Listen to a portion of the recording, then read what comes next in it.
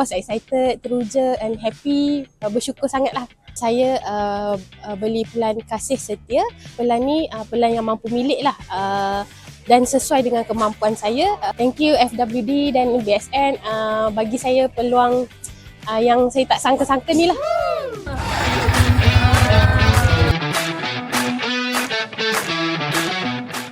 First time saya rasa macam tak percaya kan. Alhamdulillah, rezeki bersyukur.